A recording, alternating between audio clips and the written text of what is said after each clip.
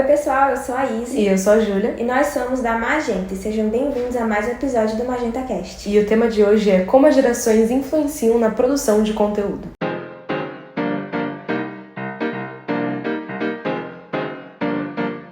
Bom, gente, antes da gente falar sobre como elas influenciam, a gente precisa entender pelo menos as duas últimas gerações aí, pra gente saber com quem que a gente tá lidando, né? Com certeza. Começando então com a geração Y, que são os millennials. Os famosos millennials, né, gente? Eles são pessoas que não têm prioridade, um trabalho intenso, construírem uma família como as gerações anteriores. Eles se desprenderam muito disso, né? Eu acho que isso se dá justamente por eles serem aí quem começaram a estar dentro da internet, né? Foi quando começou a surgir aí um pouco da internet. Eles são marcados pela geração da internet. Só que eu acho engraçado que ao mesmo tempo que eles não querem esse trabalho intenso de várias horas, eles também são muito workaholics, eles são muito criativos, multitarefas, fazem várias coisas ao mesmo tempo, né? Talvez isso também tenha muita influência da internet, né? Sim. Porque acaba que eles estão muito dentro da tecnologia, que também foi um divisor aí de águas no mundo no geral.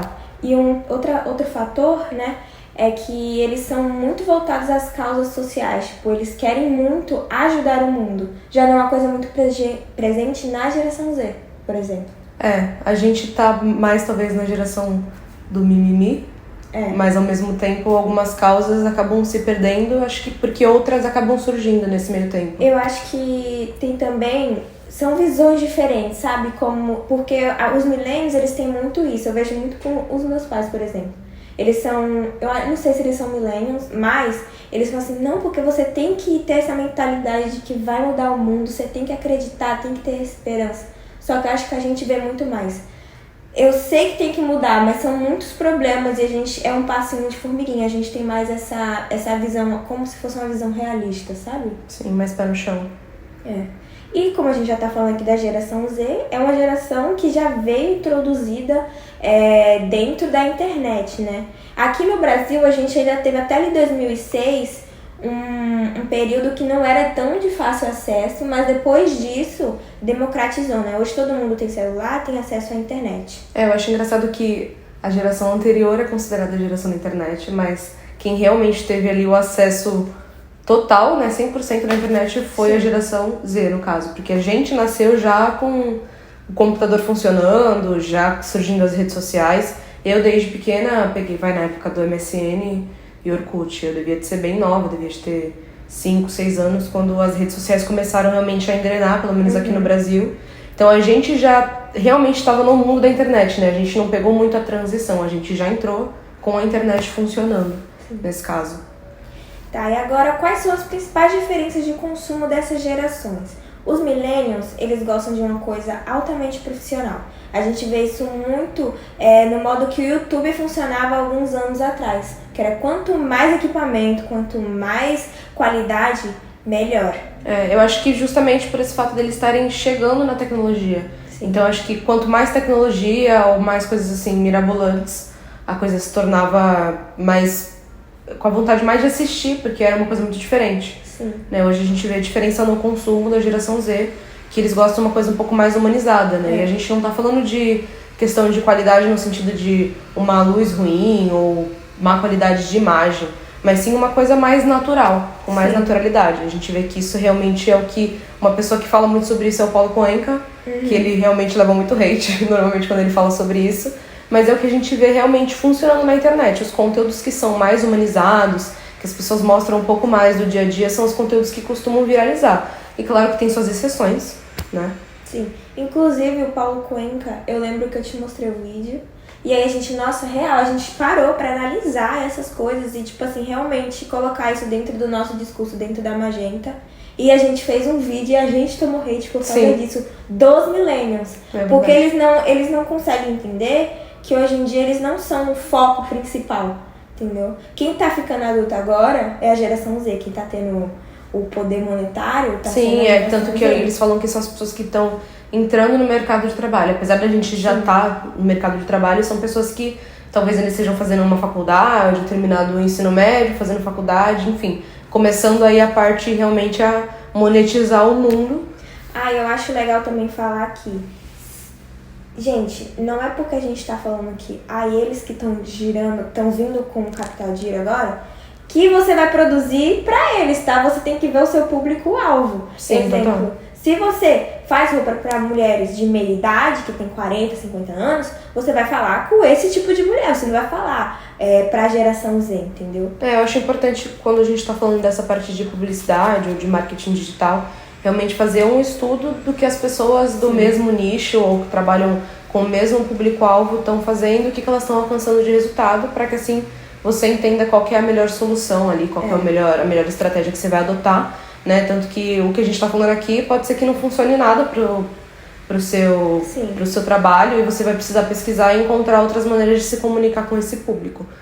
Mais exemplo assim, se você tem 20 anos aí de trabalho, de empresa, você tem que analisar que as pessoas que tinham 20 anos, há 20 anos atrás, não tem mais hoje. Você está lidando com uma outra geração, então você tem que se adaptar a essa geração. E é muito sobre isso. O mundo, ele tá em 100% do tempo em metamorfose, transformação. Então a gente tem sempre que se adaptar, é o que eu falo até pra eles às vezes. É engraçado que hoje a gente trabalha como social media, com gestão de rede social, mas vai saber se daqui a 5, 10 anos, talvez com o avanço absurdo de tecnologia, as pessoas larguem de mãos a rede social por, sei lá, esgotamento mental. A gente não tem como controlar essas coisas, né? Pode ser que hoje o Instagram, que é a rede social do momento, amanhã seja um Orkut da vida que ninguém mais lembra. Então é difícil saber, né? Eu vejo muito que, por exemplo, o LinkedIn, que é uma rede social que eu não tenho familiaridade, é uma rede social que tem crescido muito. Assim, eu vejo, por exemplo, o Murilo, que tá dentro desse mercado voltado mais pro CLT, e as pessoas realmente usam o LinkedIn como uma rede social, elas postam coisas. Então, esse formato de produção de conteúdo, ele vem mudando muito de acordo com as gerações, né? E também com o que o mercado vem trazendo aí com tecnologia, que realmente hoje é o momento. E eu acho engraçado até analisando criadores de conteúdo como pessoas que conseguiram seguir a linha dessa nova geração, entender isso logo, continuaram fazendo muito sucesso, enquanto outras ficaram pra trás, sabe? É que nem assim o Lucas Rangel, por exemplo. Eu ia falar dele, o Lucas Rangel. Eu vejo que ele consegue ver esses padrões se mudando muito rápido. Nossa, eu ia usar o Lucas Rangel agora, de referência, porque ele foi, tipo, um dos pioneiros no Vine? No Vine. Que foi, tipo assim, uma rede social que meio que... É que o Vine é meio esquecido, mas ele foi uma das primeiras que trouxe essa coisa do vídeo, eu acho, né? Sim. Que ele realmente foi trazendo o vídeo pro mercado de vídeo, porque a internet era muito mais voltada pra foto, GIF, essas coisas mais assim, né? Antes do Twitter, que era mais só realmente texto. E o Vine e um outro que eu esqueci o nome, que era também de dancinha. Eu não lembro o nome. Musical.ly. O Musical.ly é o antigo TikTok. Então eu vi que essas redes sociais, o Rangel, ele cresceu muito porque ele foi um dos primeiros no Vine. Se eu não me engano, ele foi tipo o primeiro brasileiro a fazer sucesso lá no Vine. Então, e ele logo quando o Vine foi morrendo, ele já foi pro Instagram, tipo, ele já foi crescendo no Instagram e depois crescendo no TikTok. E ele traz conteúdos muito diversos, então eu acho que ele conversa com muitas gerações porque ele traz muitos tipos de conteúdo. Então, tem coisa que a gente vai lá falar coisa boba, mas tem coisa que a gente vai falar, putz, que interessante. Então, eu acho que ele conversa bastante com mais de uma geração. Eu vejo ele conversando assim. E eu acho que ele tem uma capacidade de ser multiplataforma, tipo, gigante. Eu acho incrível o que ele consegue fazer, porque ele realmente é um conteúdo diferente no YouTube, um no Instagram, um no TikTok e um nos Stories. Nossa, sim, eu acho que ele se dedica muito, assim, em questão de rede social. É uma pessoa que eu vejo que realmente é focada 100%, porque não é fácil. Eu fico imaginando como é que é roteirizar, assim. Eu sei que hoje ele tem uma agência e tudo que deve dar um puta de uma ajuda pra ele. Mas no começo ele era sozinho, né? E eu vejo que, assim, ele realmente foca muito e, por exemplo, hoje, claro, tem uma vida que todo mundo quer, né? Viajar pra gerar conteúdo, enfim. Faz viagens milionárias, mas ele realmente leva muito a sério. Ele faz realmente com muito gosto e realmente entende o que tá fazendo. E é muito engraçado de ver como o YouTube também mudou.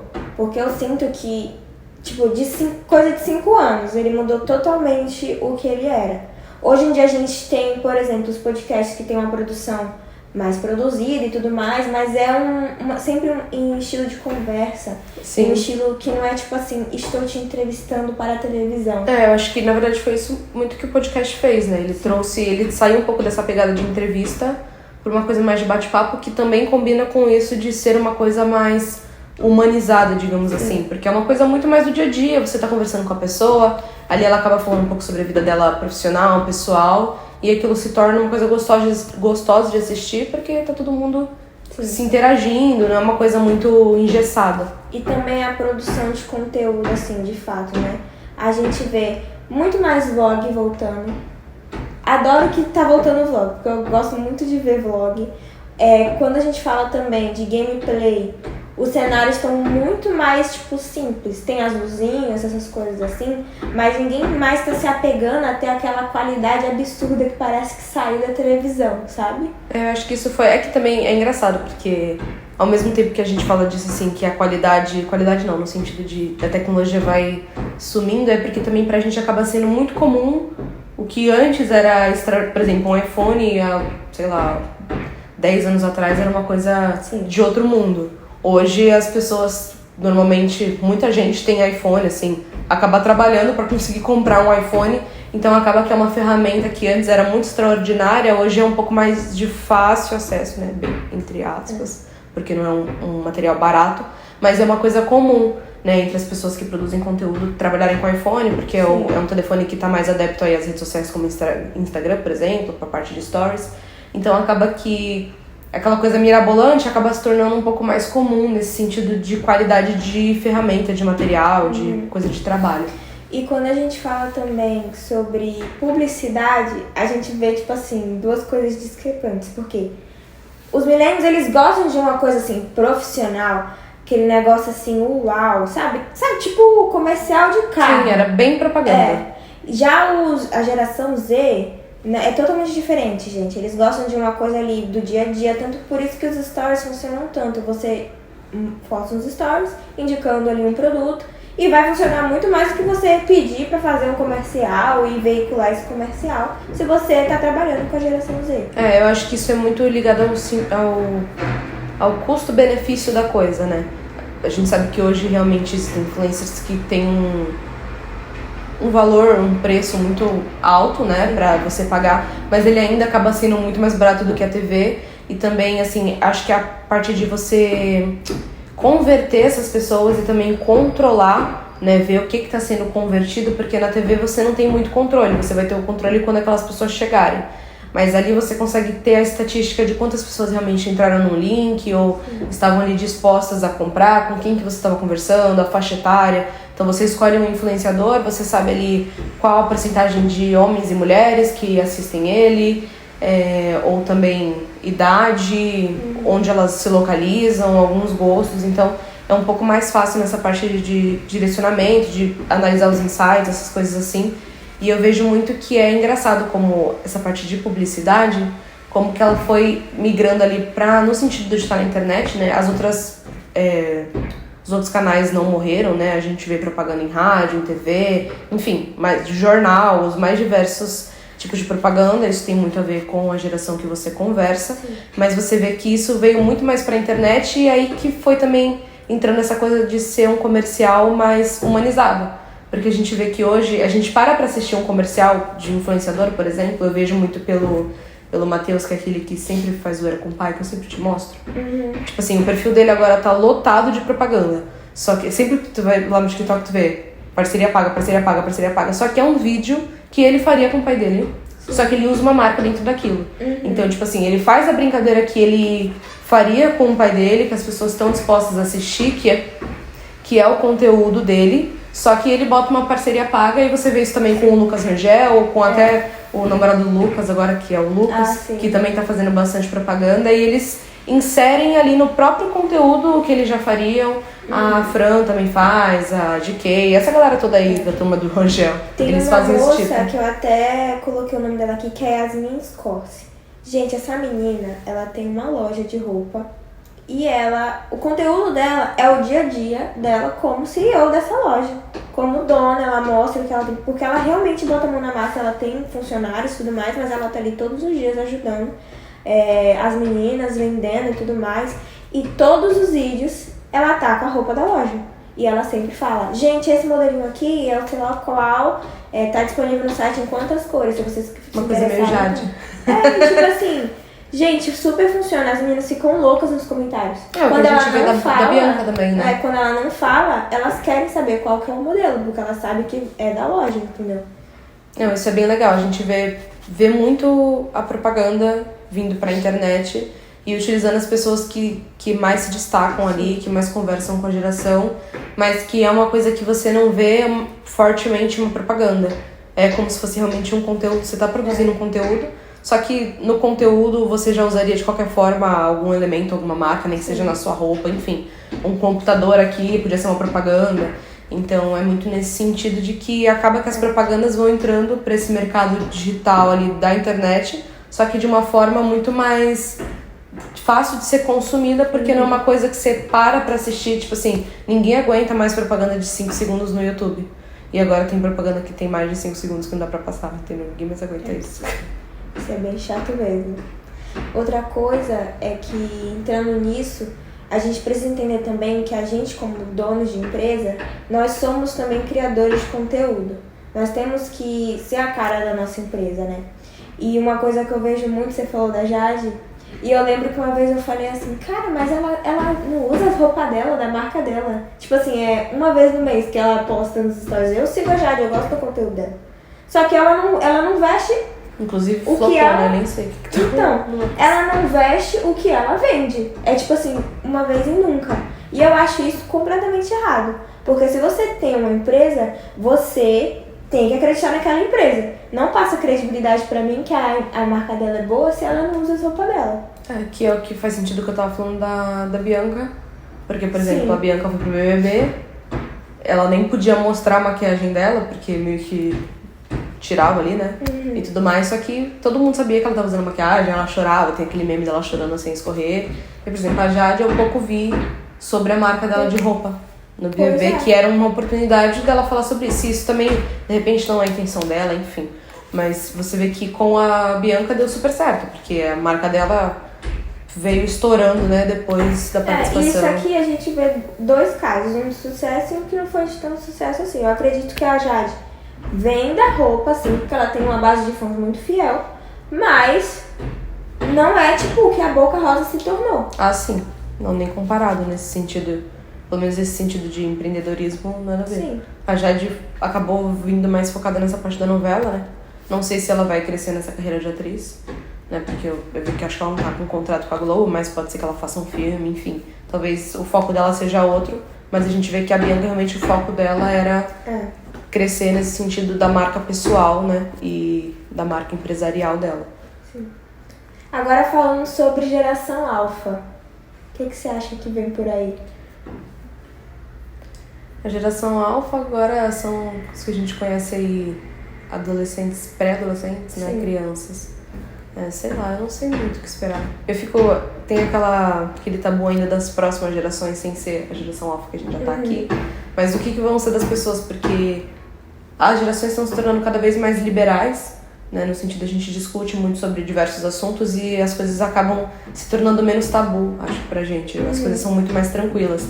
E a gente não sabe se a próxima geração ainda, se pra eles vai ser tudo muito absurdo e eles vão ser as crianças que não são rebeldes, sabe? Porque meio que, pra gente tá tudo bem, quer fazer tatuagem faz, quer fazer piercing faz, quer namorar homem, mulher, namorar o que quiser. E a gente vai estar liberando tudo e a gente fica assim, será que essas pessoas vão ficar tipo assim, meu Deus, que absurdo? Vai ser tipo, recatadinho, quieto. Mas eu não sei muito o que esperar da alfa. Eu tenho um primo que é da geração alfa.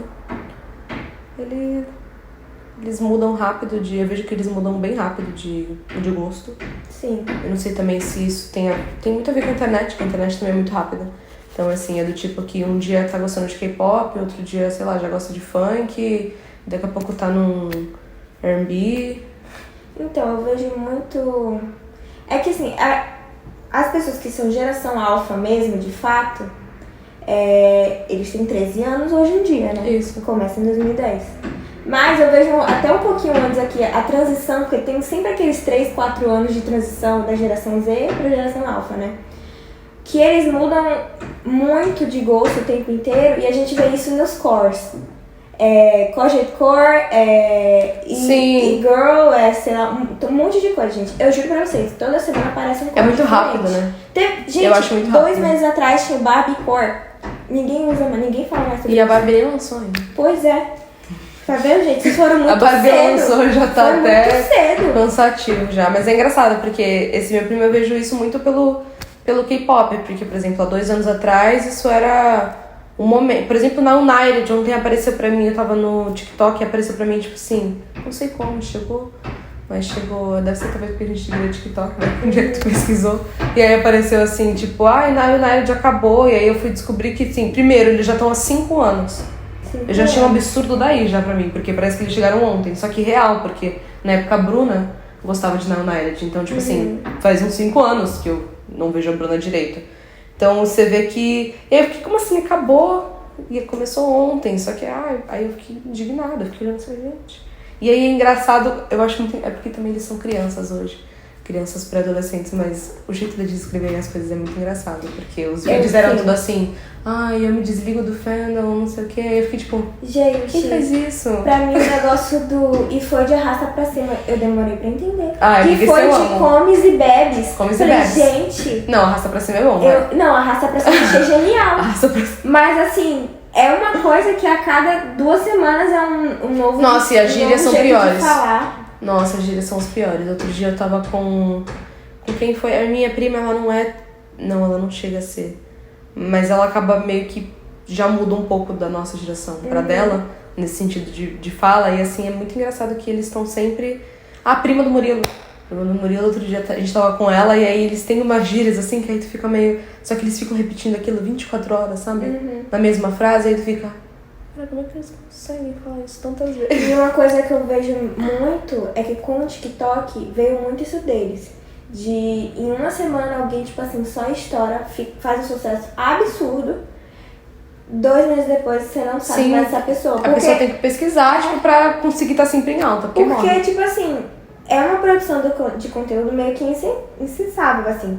Porque você tem sempre tá trazendo novas ideias e ainda fazendo aquilo que você faz, porque as pessoas te seguem por causa daquele conteúdo. Mas você tem que entregar coisas novas também pra essas pessoas.